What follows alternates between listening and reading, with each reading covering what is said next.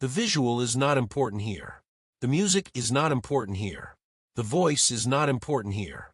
What matters are the words. If you cannot listen to the words, you do not belong here. If you understand this, welcome to the Fate Club. Art did not emerge as decoration, and it was never truly meant to be one, even though in certain periods it appeared that way, because in times of dense reality, it primarily served as proof of ability, status, and cultural belonging. Images, music, architecture, and language moved for centuries within the realm of representation, where what mattered was what they depicted, who owned them, and which authority they confirmed.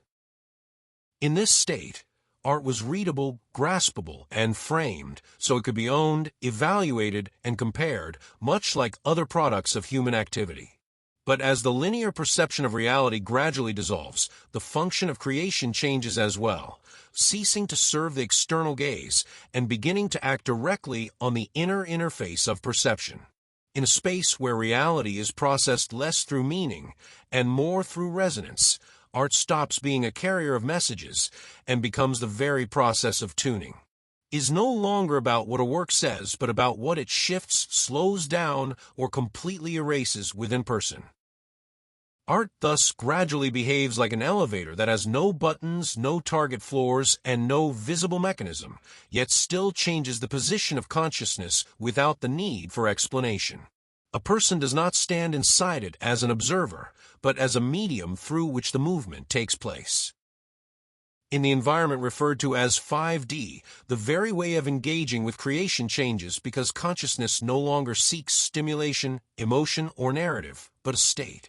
Music stops leading and begins to open space, images stop depicting and begin to dissolve inner tension, words detach from meaning, and act as frequency impulses.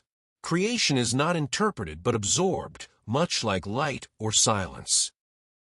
The viewer becomes an interface that reacts even before thought arises.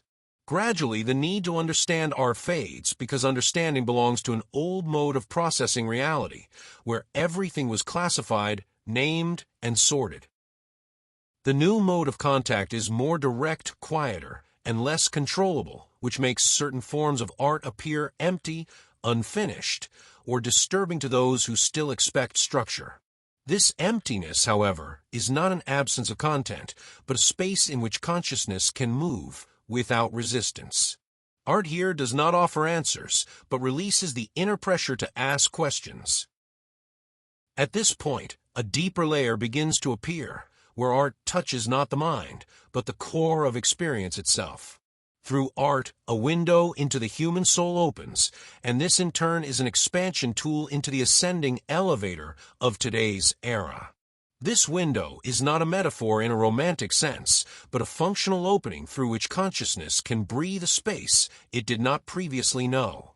It is not an emotion or a memory, but a brief moment of transparency in which inner layers stop defending themselves. When this window opens, a person does not gain new information, but loses the need to protect old structures. Inner tensions maintained by identity loosen for a moment, and consciousness realizes that it does not have to hold anything together. It is precisely in this moment that the elevator moves, not upward in a hierarchical sense, but toward a finer density of experience. Art here does not function as a trigger, but as a safe frame within which the shift can occur without collapse. With this process, the role of the creator changes as well, no longer producing works for the gaze of others, but increasingly operating in a state of inner permeability. Creation happens more as a record of a shift than as its cause. The author no longer shows the way, but documents the moment when the elevator doors briefly open. The result may appear unclear, unfinished, or quiet, yet this is precisely where its function lies. Art thus becomes a shared interface between individual consciousness and a broader field of reality that cannot be named or owned. Each contact with it is brief but precise, like touching something that cannot be held, yet can still alter what touched it. Some works resonate only once, others return, but always differently, because the elevator never stops on the same floor. Consciousness does not move between levels linearly, but in pulses, according to the degree of readiness. As sensitivity increases, the ability of art to open this inner space without involving the mind will become more apparent. Silence becomes an active element, slowness ceases to be a weakness, and ambiguity turns into a stable state. Art will no longer require explanation, because its effect will be immediate and self-evident for those whose interface has already changed. For others, it will remain invisible, not as a failure, but as a natural difference in perceptual density. The elevator through which consciousness moves has no direction and no destination, because this is not an escape from reality, but its retuning.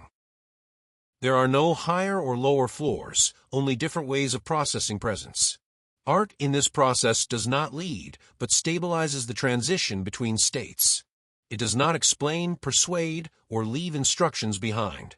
Gradually, the need to define what art is and what it is not dissolves, because the boundary between creation and being grows thinner. Every movement, sound, or silence can carry the same quality if it arises from the same state of consciousness. Art does not expand, but dissolves into everyday perception. It becomes part of the environment, not an exceptional event. This shift is neither a revolution nor a new direction, but a consequence of a change in the interface of reality. When the way consciousness processes presence changes, so does what can move it without resistance. Art in this space is no longer an answer, but a quiet opening of doors that remains slightly ajar. And precisely in that moment, movement occurs without the need to know where. If you understand this, welcome to the club.